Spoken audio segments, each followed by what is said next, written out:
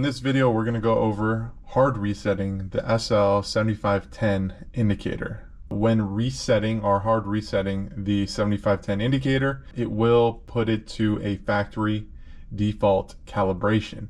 This calibration you won't be able to use it to weigh anything, but it is very helpful when testing load cells, testing continuity with cables, and other things of that nature as far as troubleshooting. So in order to do it, what you need to do is you need to turn on your indicator, then you press hold and print together, and you'll see C01.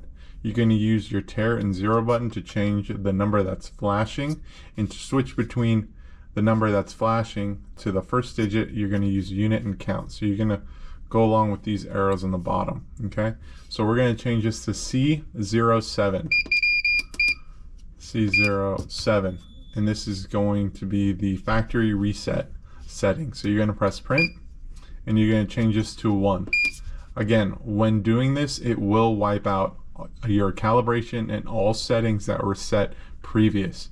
So before you do this, make sure you have weight, or you have a plan as far as calibrating the scale after. The only reason you should be doing this is if it has already, the calibration's already been compromised, and you're trying to figure out if you have a bad load cell, you have a bad junction box, or something. This along the lines of troubleshooting the scale is when you want to be doing this, and then you're gonna go ahead and calibrate after. So once you set it to 1, you're gonna press print. It'll do a bunch of dashes, and then it'll see C08.